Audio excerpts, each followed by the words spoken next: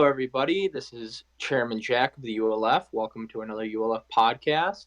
Today, we're going to talk about MLK and the wider civil rights movement across the United States, ranging from various revolutionary socialist groups, and then to other non-socialist but still Black liberation and other minority liberation groups. I'll let everyone else. I'm here with three other people, and I'll let them introduce themselves. Hello, my name is Felix, longtime member of the OLF. I'm Stick Rick. I'm a more recent member. I'm Bobbert, and I'm one of the more OG members of the OLF. Well, I'm glad everyone's here with me, and I think we're ready to have a good discussion. So I think with uh, MLK Day being tomorrow, well, when this is posted, it'll be today. But I think with that being tomorrow, I think that's probably the first subject we need to hit. So there's a lot of misconceptions about MLK with the liberalization of MLK in the wider media and acting as if he was some token liberal and cared about everybody and just loved everybody and never committed violence or any of that shite. So I feel like that's MLK is probably the first thing we probably need to hit. Yes, indeed, the liberals basically had whitewashed him ever since he was basically dead. Going as far as to completely erase, entire quotes and to block any education of him if he's ever taught in schools to begin with. And more upon that fact is that, MLK, as Jack said, wasn't purely peaceful. He actually did, say some quotes in support of riots and things like, the Black Panther Party, even though they are going to be around for at least a year late, many years later, and people like Malcolm X. One of them being, I think it was in an NBC interview that MLK Jr. was in, where he said that the riot is the language of the unheard, and Mm-hmm. to go and compound this whitewashing of MLK, MLK didn't actually like most of his, quote unquote supporters. He bombasted against white moderates, in his letters in the Birmingham jail, where not only did he, talk about community of priests that supported the civil rights movement, but he also bombasted against the white moderates, calling them more dangerous than even the white racists. So, it goes to show how far, not only was MLK on very fine lines to begin with, but even his allies, if we're to call them that, were basically going to hinder MLK's, progress. And this liberalization of MLK by the capitalist class, it's really evident in the quotes that you hear from MLK growing up. You usually hear the quotes are more of platitudes than anything else. Like the quote, "I have a dream that my four children will one day live in a nation where they will not be judged by the color of their skin, but by the content of their character." Like that's a really popular quote that everybody uses because it means different things to different people. Removal of these leftist quotes and these quotes about black liberation, the capitalist class's interests. And they completely removed the first half of the speech. That's a fun fact that you Uh, never hear in I, schools ever. I think a big part of this is the commodification of revolutionary figures that you see it all the time where you basically I remember we were talking about this earlier before we started. It was either Stick Rick or Bobbert that had the really good line about commodification, and basically the moment the capitalist class can restore its dominance over something, they'll do it. So the moment MLK was in the ground, everyone was like, oh no, he would be against these rowdy evil blacks being angry and all this shit. Like how you see Black Lives Matter when they were in their big swing right after the Ferguson riots or rebellion or whatever word you want to use for it. Right after Ferguson, and all the people were in the streets, literally in the streets, blocking roads. Everyone was like, "Oh, MLK wouldn't be on board with this. MLK wouldn't like this. MLK would be so against this." And even part of his family like were tweeting about how people need to stop inciting MLK's name about literally any time black people ask for rights. because it's just this abject like commodification of his name. Like the moment that you can sell revolution back to somebody, it's why you see like Che Guevara shirts. The moment you can like sell the revolution to somebody and you can commodify it, you delegitimize the movement and you delegitimize what these people fought for. And the same goes for people like Nelson Mandela in South Africa and his struggles against apartheid. Nelson Mandela didn't just carry a one-man struggle. Literally, he was teamed up with, all sorts of people, mainly the South African communists. Yeah, people forget that he was a communist, and they also forget that he was like a terrorist. Like the South African government and the United States considered him a terrorist, considered the African National Congress a political party of terrorists, and considered I will not attempt as a white person to try to pronounce their paramilitary group's name because it's like Swahili or something like that. So I'm not going to begin to try to pronounce it. But anyway, his paramilitary group was considered like a terrorist group on par with how we consider like Hezbollah a terrorist group. Like they were, and how Nelson Mandela got arrested and sent to jail was because of the CIA. And now he's like sold back to you as some like yippee dandy who brought the Afrikaners and the Native Africans all together in peace and harmony, and they were all singing "Kumbaya" in the streets after he took on power, rather than looking at him as an ardent revolutionary who got arrested for distributing arms to revolutionaries, and how what was widely suspected was if the Soviet Union didn't collapse, that South Africa would have become another socialist state. It's like Lenin said it best in like the first paragraph of like the Stain Revolution. Like it kind of sums up everything we're saying right here. Where he's like, during the lifetime of great revolutionaries, the hunting classes, the oppressing classes, received their theories with the most savage malice, most furious hatred, and the most unscrupulous campaigns of lies and slander. But after their death, attempts are made to convert them into harmless icons, to canonize them. They take like these absolutely revolutionary figures, these people that during their lifetimes they were trying to kill, they were assassinating, they were arresting, they were beating down, and then after their lives they hold them up as their own icons, and they use them to beat down the revolutionaries of our day, to say, oh, you can't act like this because this isn't how MLK would have wanted you to act.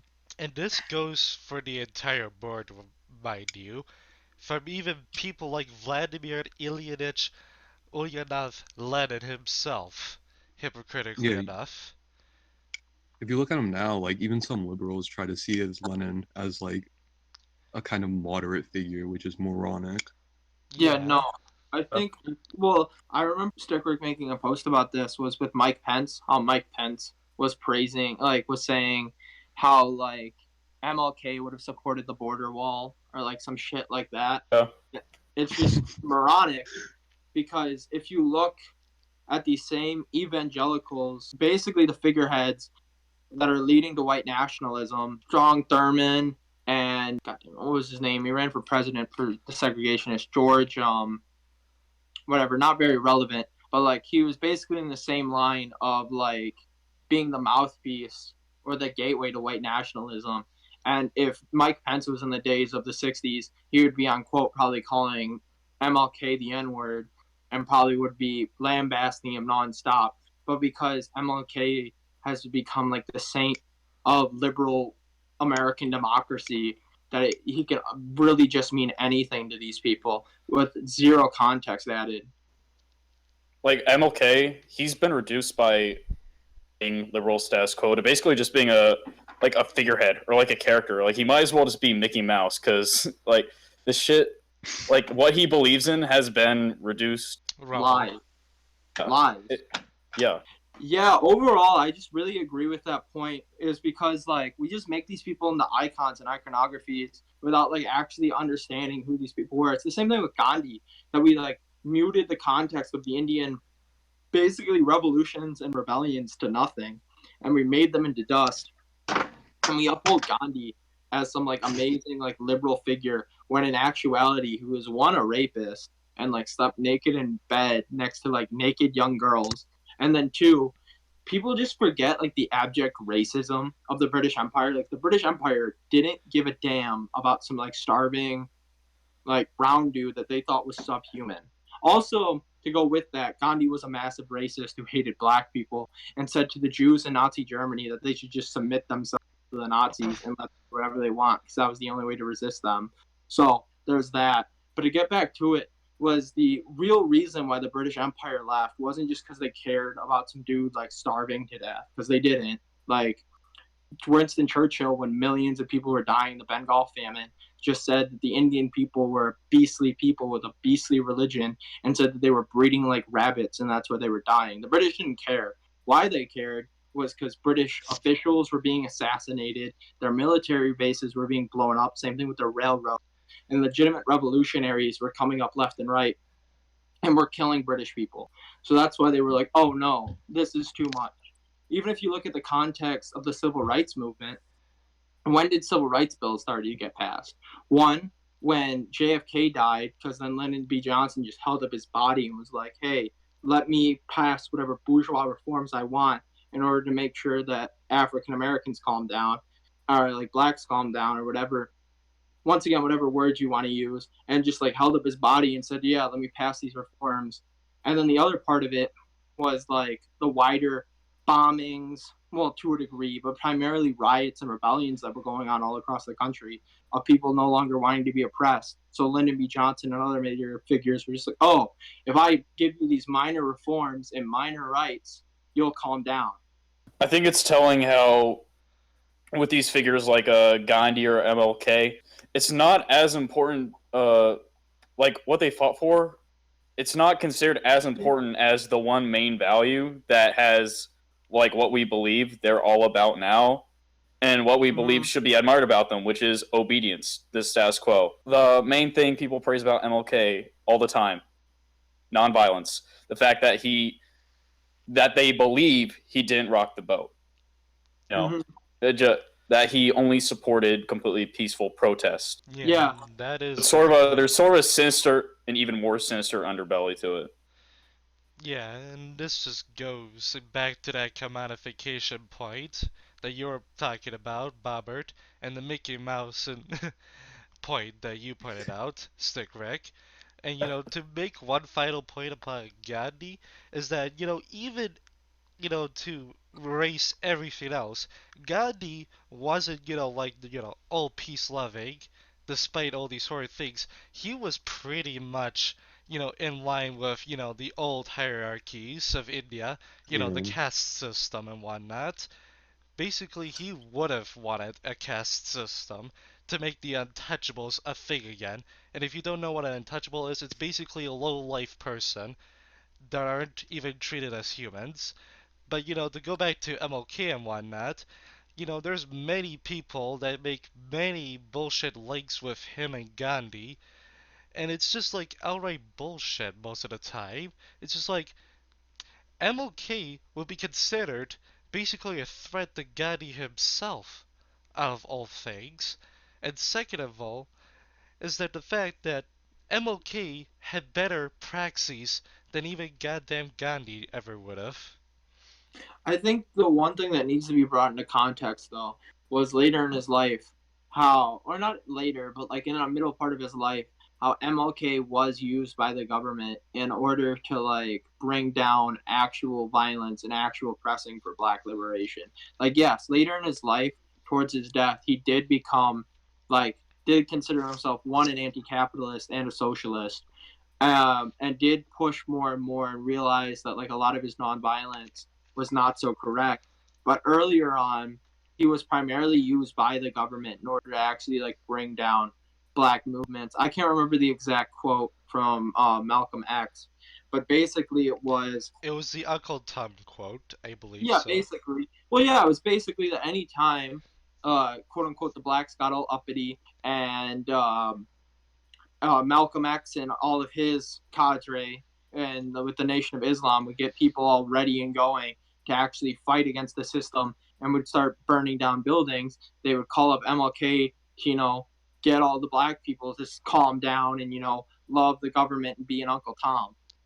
I feel like that has to be put into context because, yes, MLK was a revolutionary figure, but the part of it that needs to be put into context was the fact that, like, even during part of his life to a degree, he was already being used as like this liberal imagery. And I think that's why later on in his life, he very much broke with it and, may or may not have been assassinated by the US government or like, well, because he was, proven to be pushed to suicide by the FBI or like they tried to get him to kill himself. But besides the point, was like earlier on, he was used by the government in order to try to delegitimize actual black movements of like pushing for liberation.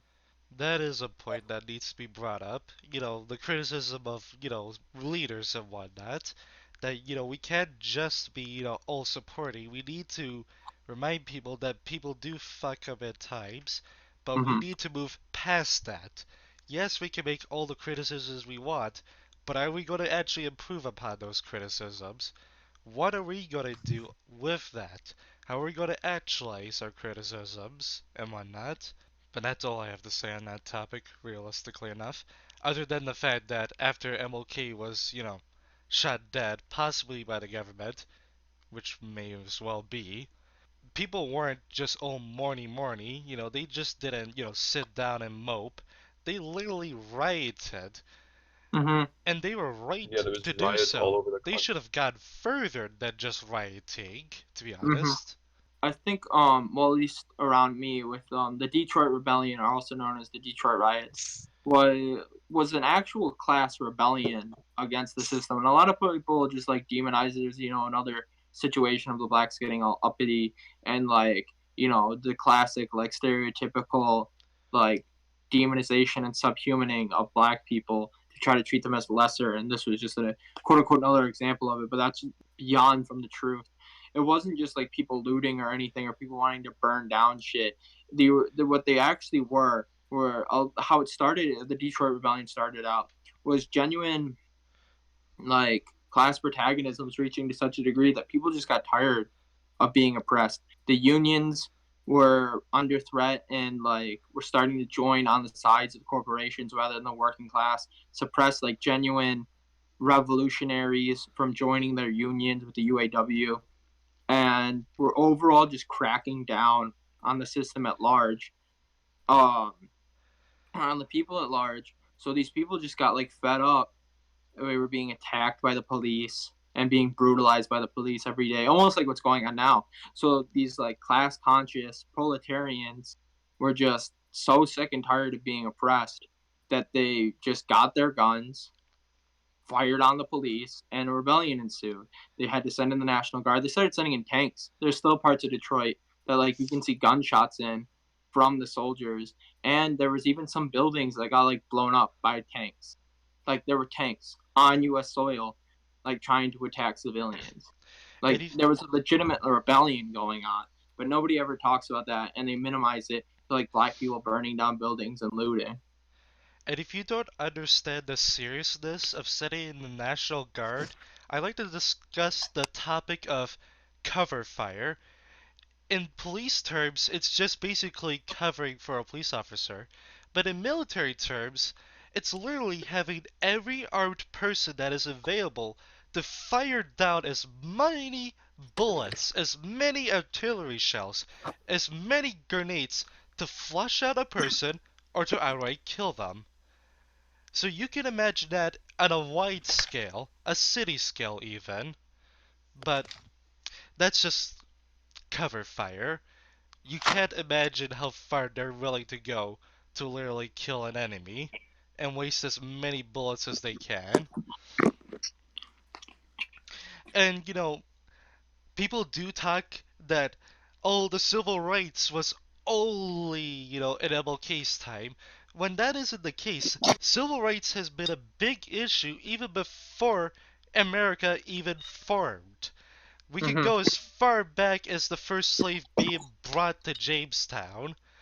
And, we could talk about the slave riots with, the Stonewall riots in 1739, or maybe even go further and talk about, how the Constitution talked about slavery and the Three-Fifths Compromise, or maybe even go further than that and talk about all the, the Nat Turner Rebellion, the John Brown Rebellion, or even the Civil War in general, or even the Reconstruction era, that try to solve all these antagonisms, but they get later bogged down by capitalism and whatnot.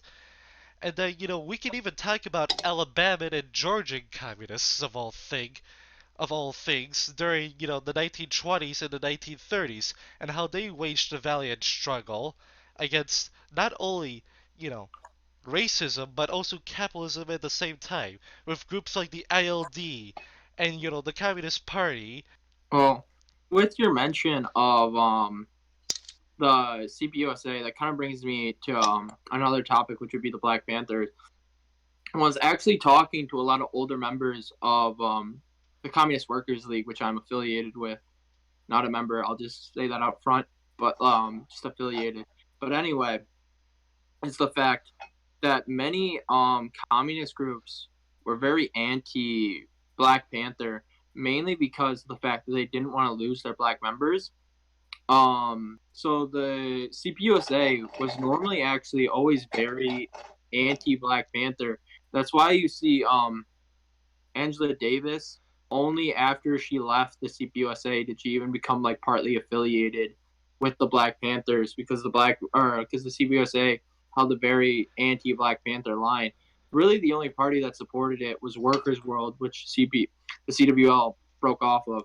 But that was mainly due to the fact that I think FRISO also. Oh, actually, I'm pretty sure FRISO didn't even exist yet. Freedom Road Socialist organization. I'm pretty sure they didn't exist yet, but they're in the same vein that like many communist parties just didn't support the Black Panthers because they didn't want to lose their own black members, prizing like their membership numbers and membership dues over like genuine black liberation parties, which is like another critique that like isn't all that founding that like a lot of people dip out on. But like the Black Panthers were extremely important and to the overall like black struggle at large. And then there's the other thing is just like the commodification of the Black Panthers, like how people sell like Black Panther T-shirts. Black Panther became like a fucking superhero. All that shit is just commodification of like a very very revolutionary group. And to talk about the Communist Party of the United States of America for another second, and to go back to the 1930s, they didn't expect, blacks to basically take the charge in the South. Were they fucking wrong? And the blacks took mass majority of the membership in the South and done a lot more. And we can go into the talks of racial, things and economics and how capitalism supports, racism to the point of institutionalization, even though we've legally, you know, desegregated everything. There's still racism on an institutional level. And just Mm-hmm. because you cut the cancer growth from the body doesn't mean that the body just becomes better. No, the body's still suffering from the tumor that it literally was dying against. It takes time to heal these wounds. It takes time to pay off these debts. Just because we added racism there doesn't mean there's other forms of racism all around. I think the elephant in the room here is the fact that MLK, although by the time of his death he wasn't a communist, he was a democratic socialist. That's what he considered himself. He was growing more radical up until he died, either whether that was because of the American government or not. It's called the Union Local 1199, his favorite union, and that's a union that was investigated for communist infiltration in the late 40s. He definitely had some very close ties with far left radicals, and he definitely had some very real sympathies for them. Yeah, I feel like yeah, as I said earlier, with like his growing radicalism, that was a major part of it.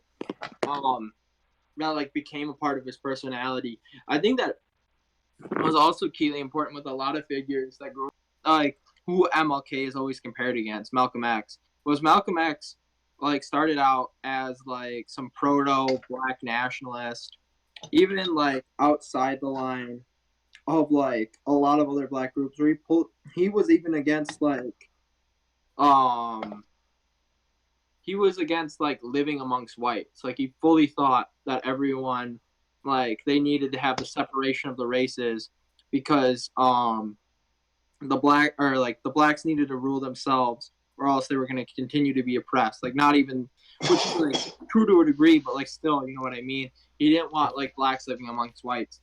And after the Hajj, where he saw, you know, white Muslims that were all equal amongst Allah, and like that didn't want to harm him and all wanted to like work together and bring together all the different races, he very much like calmed down in his black nationalism and moved towards, oh well, without, I don't know if he ever claimed himself to fully be a socialist, but he was always in the movement, and he eventually like fully transitioned himself into like believing in full equality amongst all races and the liberation of all people.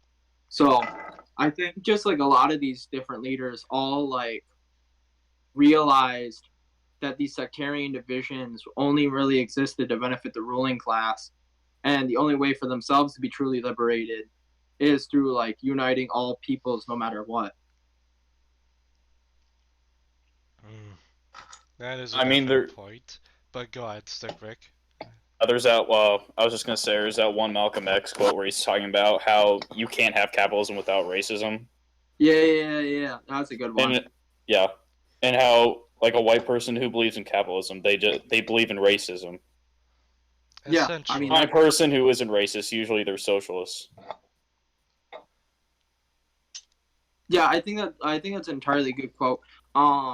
Just to like describe what was going on and like looking at it. Another quote that I actually really like was Muhammad Ali, who was, you know, also a member of the Nation of Islam and was very close with Malcolm X. He sided with Elijah Muhammad after the split though, and eventually actually went on to regret that. I believe he said one of his greatest regrets in life was not siding with Malcolm X against Elijah Muhammad. And one of his quotes that he had talking about racism was still like in the ethic of black nationalism.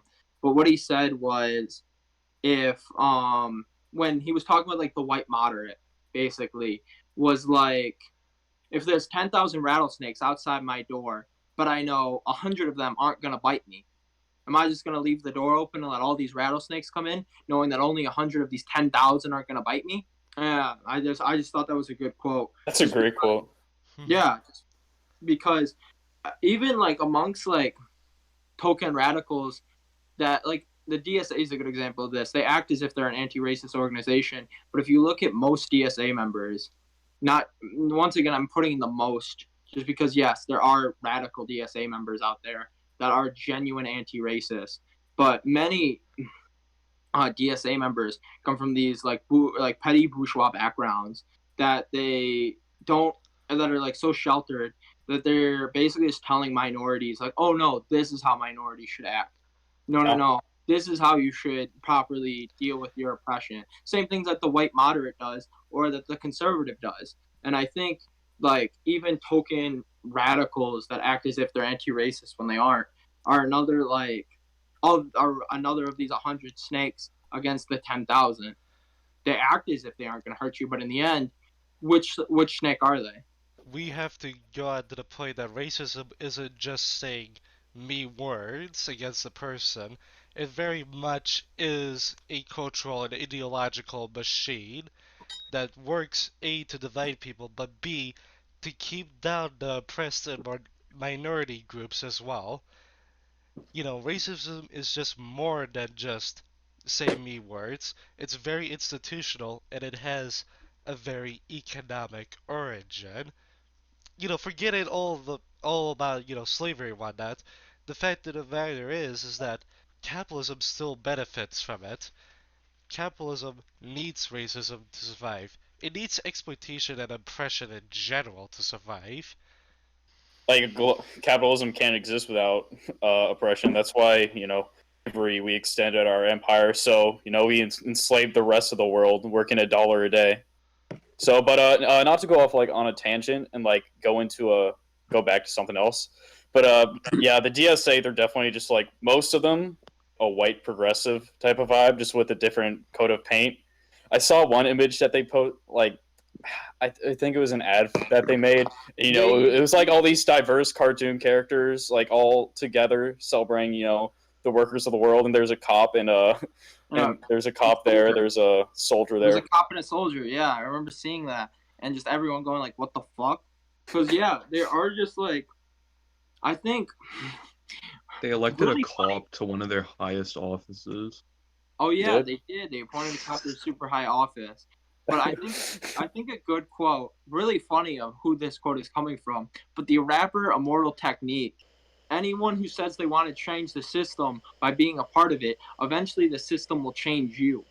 And that was a song where he was talking about like socialism and like trying to and realizing that most minorities that live from paycheck to paycheck can't even begin to think about socialist democracy because they don't have time to think about theory or anything like that because they're so needing of like working for jobs and working so much that they can't begin to learn theory. They can't learn they're theory. just too busy. Yeah, exactly. And I think if you look at it, how groups like the Black Panthers became so dominant in their regions, like how they originally started in Alabama, was because they would Black defend Panther? these groups. Hmm. Didn't the Black Panthers start in California? No, actually, what a lot of people think they did start in California, but they were originally started as self-defense units in Yeah. Alabama in the South, and only when they truly put on like a true political wing outside of like their political protection and truly became the Black Panther Party outside of the Black like the League for Black. Their original name was like the League for like the Black Panther League of Defense or something along Black those Panther lines. Party of Defense, Civil Yeah, Defense, or something like that. yeah. That was founded in Alabama to truly like defend black people after the Birmingham bombing and defend black people so they could truly like live their lives without fearing this like oppression. And then you saw the political ring rise in California. For a brief example, was like Tupac. Tupac grew up in a stable household, even though he only had one mother, because the Black Panthers, he lived in Oakland, and the Black Panthers would like come by his house, make sure him and his family were okay, because like his aunt was actually like a pretty big Black Panther, and it's still actually I don't know if it is their aunt. I know they just have actually I think they were just friends because a lot of them like gained African names. But besides the point, like his mom's close friend is still wanted by the FBI. Like she's on the FBI's most wanted for killing a cop. But besides the point, and she fled to Cuba. But besides the point was like these people like in Oakland and Harlem and all these other places were like did like parents didn't have to worry about daycare because like the Black Panthers would take care of it. They didn't have to worry about if they weren't able to feed their kids breakfast. Black Panthers would take care of it. If they thought they were being harassed by the like cop, Black Panthers took care of it. So I think the reason why these groups were able to pick up such steam is because they became integral parts of these communities, and at the same time gave people the freedom to learn and not just have to be oppressed by like working 70 hours a week. When you improve the conditions of the people, they generally have a time, to live as human beings and to actually see where their oppression comes from. Treat a slave as a slave. They're not going to do much, but they are going to get agitated over time.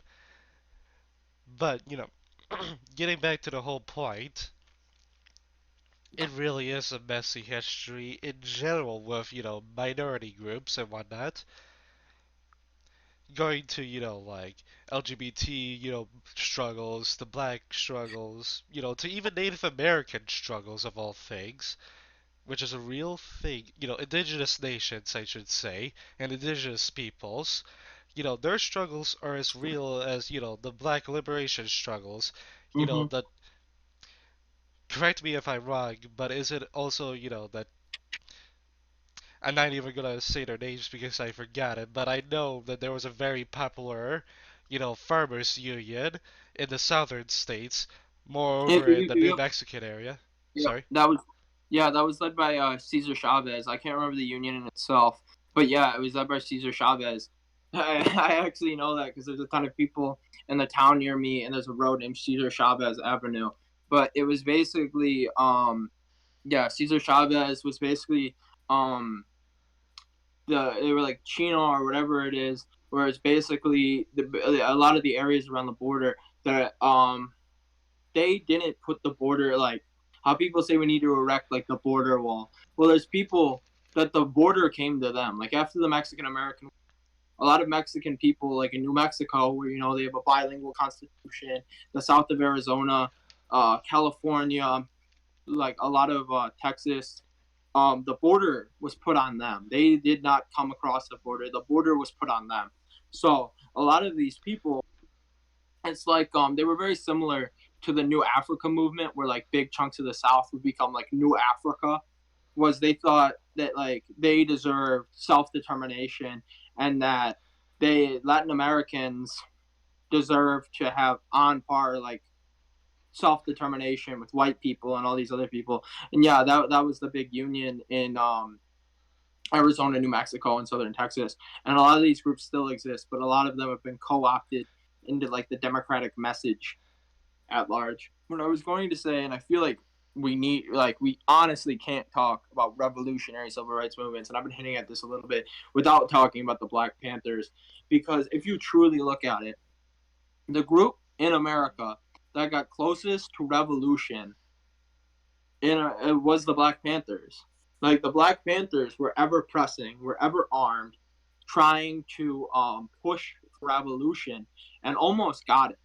They were very, very close, but with the FBI getting further involved, and then they massively overexpanded into branches without actually establishing good political basis and good political praxis in these regions.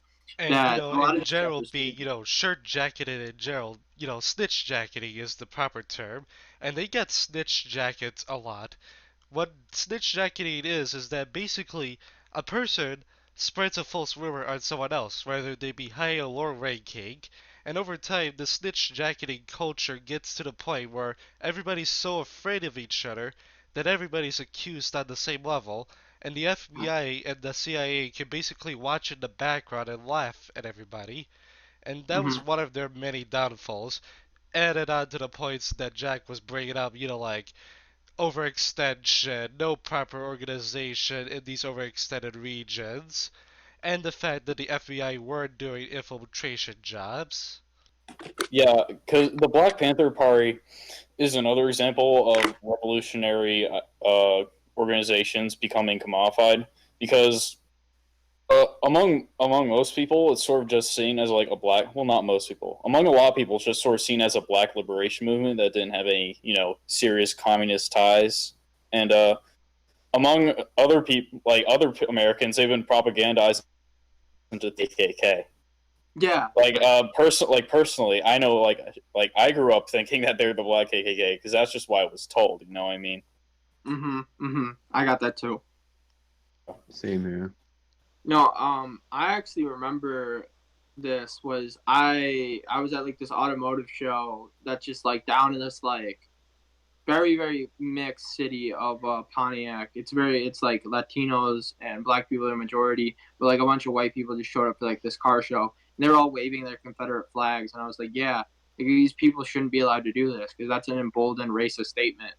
And my dad was like, well, what about people supporting the Black Panthers and waving Black Panther flags? That's on par with the KKK. And I was still like a white liberal. Oh, I'm still white, but like I was still like peak like white suburban liberalism. So I didn't know how to respond to that. But like actually learning about it, it's just like another like if you can't Propaganda. like yeah, if you can't truly like sell it to people, and the people who you can't sell your propaganda to, just demonize them. Just make them into the other, make them into the evil. And And that's that's how why lies generally work. You cut out the parts that you don't want, or censor things, and then you fill it up with propaganda to fill up that void that censorship cannot do. Mm-hmm. that's why a couple like you get situations like the Super Bowl like Beyonce performed and she Mm-hmm. came out and like dressed as a Black Panther. And it's funny because on the one hand you have her and her management commodifying the movement, and then you had the outraged racist white people who are either genuinely racist or don't understand what the Black Panther movement was, who think that she's advocating white genocide or something. And this is not even touching upon, literally sexualizing her, or even just Oh art yeah. and racism, which are just both just overlapping each other constantly. This is sexualized racism at that point. Well, yeah, there's the other part of it is when people do side with like minorities and minority women. A lot of it is just stigmatization of these women, and a lot of it is just like, oh yeah, like I'll support like these women's movements, like these minority movements if I can fetishize them, or if I can like all that shit. You Like get I, like I feel you see like people like fetishizing like revolutionary women of the past. Like you see people yes, fetishizing female members of the IRA and stuff all the time. The I think Kurds and now especially. yeah, I think like that's honestly a major problem and like the online left is the overall just fetishization of like revolutionary characters. Well, even if you look at like a lot of like people with how they fetishize like Kurdish women, like it's so fucking like it's just It's disgusting. just really disgusting, racist, and sexist. And this isn't a new phenomenon that, we're just seeing this all of a sudden. It goes really all the way back, especially during the times when the CPSA didn't think the blacks couldn't organize themselves. This goes back to the point where communists, yes, literal self-declared communists, were saying to women that you should not organize because I won't have someone to fuck with. But I Yeah. think that's just my hot take.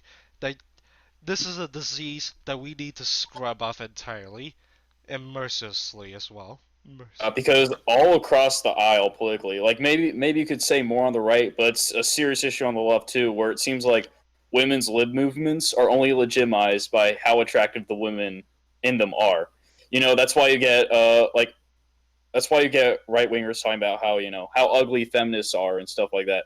And then you Yeah. have leftists responding with pictures of, oh yeah, this woman is attractive and she's a feminist. Like it shouldn't matter. You should say, Fuck you and you know your what I mean? sexism. Go die in a hole. Go die. Yeah, because by to that exact you know Well, yeah, it that just goes exact back same to like hierarchy toxic when you do stuff like masculinity. that. Yeah, I think that just goes back to toxic masculinity and like the white supremacy wrapped around in it. It was like this like European culture of men just always like basic patriarchy and that basic mumbo jumbo of like if you can't truly like suppress these women and can't suppress them, you either just co-opt their movement or something like that. I just remember seeing like one of the worst hot takes I've ever seen. I was like, I can't even remember where I seen it. I just remember this like blowing up. But somebody said like traps have done more to like expand people's knowledge about the trans community than like anything else that trans people have tried to do. Oh I my. was like, oh, That's so a like fetishizing women into literal Christ. pornography and like making like an entire pornographic genre Literally now just a brought on sexual And fetish. this is not yeah even going to the points of sex positivity or whatnot. And it's just ardent bullshit at this point. Whatever that's a nuclear take, to be honest. Because they're yeah. forgetting, like East Germany or the DDR and their, fields of trans study, and they're forgetting literally the 68 revolutions and the general LGBT community, but that's not part of my deal, of course. How a lot of people don't know about how hard and protracted integration was and how long it took in a lot of areas, like how the literal army had to get sent in Little Rock in Arkansas so people could go to school. Like the army had to get sent in so 5 black kids could go to school. Yeah, just remember, racism isn't just saying mean words, it's systematic. Or like another big one would be like how they also tried to say it's like a southern thing and like oh yeah southerners are racist, but then you had like in Boston with busing kids into school. Yeah, that is a very horrible thing. And I don't want to gripe at this, 1930s Great Depression time with, the Alabama and whatnot. But yes, in general, there is racism all around the USA, which literally benefited on the back-breaking labor of slaves, Oh yeah, most if absolutely. not I all think being black or from Africa. But Stick Rick? honestly, the only people who I hear deny the fact that racism is just deeply ingrained in American culture are like out of touch like upper middle class folks and people who are racist, like genuinely unapologetically racist. You see that in a lot of like areas. To give another like example, be I can't remember which party this guy was in, but he was one of the Afrikaner like in South Africa. This was like with the land appropriation. I got really into like South African politics like a year ago when they started to talk about like land appropriation. But this guy was literally of like an Afrikaner rights group, quote unquote, like, and was like talking about how the government was mainly saying because of this land was stolen via like colonial conquest instead of colonialism, because a lot of this land wasn't being used and people were just owning land and doing nothing with it. The majority of people had the right to that land, and this guy, just one of the few white guys, because the Afrikaners have to a degree lost political power but still hold massive economic power. But this guy was literally like, it's a lie. Like literally said it's a lie that like settler colonialism was real. Like he said it was a lie that like whites came in and conquered it. There was nobody there, like all that bullshit. And so people just like are like, oh no, that's South Africa. That wouldn't happen in America. But then you have all these people like rejecting the lie. Like now you have Ben Shapiro and then the other guy that's like the prove me wrong guy. Oh, Hated Steven Nick. Crowder. Steven Crowder, who's just like, oh, we were civilizers. The Native Americans were scalping each other, and we came in and fixed everything. And we actually, there wasn't that many people who actually died. And it's just entire like historical revisionism. And they forget about how revolutionary soldiers would be paid by like scalping people, or how in the Civil War, Confederate soldiers would scalp people, et cetera, et cetera. And you just have all this historical revisionism around like settler colonialism even being real, and that's becoming more and more widely accepted. It's kind of just disgusting and repulsive. It's just the same social Darwinist perspective, like the exact same ideas, like completely false ideas that informed like the public, like the American public who supported this colonization, this imperialism. Like that's the exact same thing that these right wingers are spewing out now. Yes, Yep. first as Yeah, tragedy, second as farce. I'm gonna relate that to is now the new reactionaries, the new rise of fascism in America. That you saw this ardent racism beforehand in the 50s, and even like I don't even mean like I by ardent I don't even mean like systematic racism. I mean in your face. We are like killing like these people saying we're gonna go out and kill like black people and we're gonna go out and kill like anyone who goes against us. I mean like ardent racist, like how the modern Confederate flag even came about was by people showing that they supported segregation. Fun fact, if you don't believe me, look it up. That's how like our modern version of the Confederate flag came to be used with people who supported segregation. But now we're seeing this all over again with like people like Tucker Carlson and Fox News talking about how like even legal immigrants are evil and are trying to destroy our white nation, like white nation theory, that we are white nation, like WASP theory, that we are white Anglo-Saxon Protestants, and that's that what the nation was built upon. And now it's become more and more widely accepted, and you're seeing these large like reactionary circles coming to existence and becoming popular. It's just a farce of what came before. And to just It bring a recent example into all of this, there was a indigenous people's, a protest near I think it was called the Covios College or whatever. It was basically some random Christian college, and basically there was something going really funky with them, and the indigenous peoples were already having been done with their shit. But then, a counter protest formed around where it was basically white Sudaberabin, male MAGA supporters that just Are we talking went about what in happened and were begging for a fight. They were literally getting into the breathing space of these indigenous peoples Oh yeah, that didn't want to even throw one punch. This is racism in your face. But yeah. go on. No. I was gonna say yeah, that happened like today or yesterday, and yeah, these kids coming from a private Catholic school. Were just like getting in these people's faces, and this like guy who was like the person in the video beating the drum. It was Nate something. I can't remember his full name, but he was actually like doing like a medicine chant to try to like calm everyone down, and they were just getting in his face as he's just trying to be nice. And then everyone who knew him was just horrified because he was apparently like one of the nicest guys like on the planet. Now he's just being harassed by like all these like people that knew they were gonna go on like a field trip. And wow, it wasn't even a protest. This was literally a field trip. Like these people were going on a field trip to see like indigenous people and stuff. Or I can't remember if they were seeing indigenous people, but they were just going somewhere. This was on a literal field trip.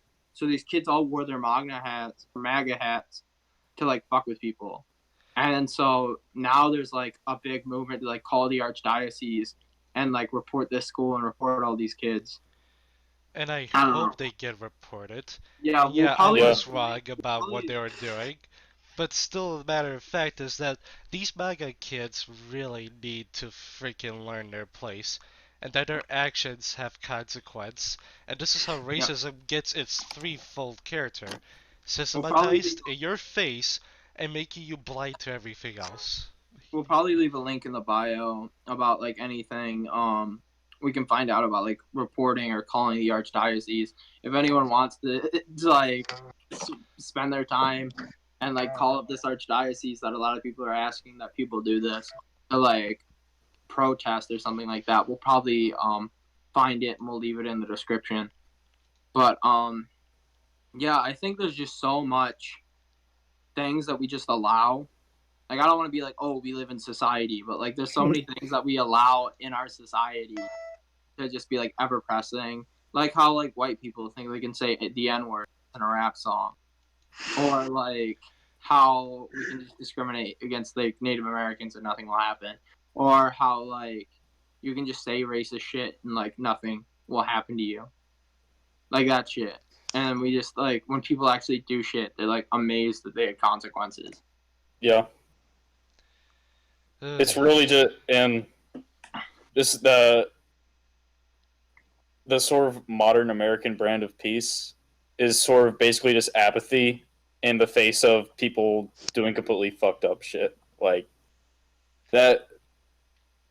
I mean, just any reaction of trying to stop fascists in America instantly just gets propagandized as just complete chaos. They're trying to destroy the They are the country. Yeah, fascists. And yeah, they're the real Antifa is fascists. fascism, guys.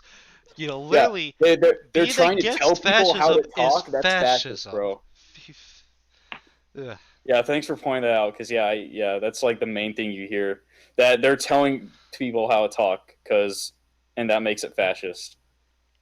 Yeah, I think we're just talking in like forward sentences, and that's like the main thing that's getting pushed is just like anti-fascists are fascists. Yeah, Like, uh, What the fuck like does that mean? What the fuck does that mean? yeah. Well, I think we just speak like I don't want to be like just the dumb like stooping to liberalism, but like Orange Man bad all that shit. But I think like Trump and like his lacking of articulation on words, which like isn't the problem in itself, but his lacking of articulation is like perfect for modern America media because he speaks in sound bites.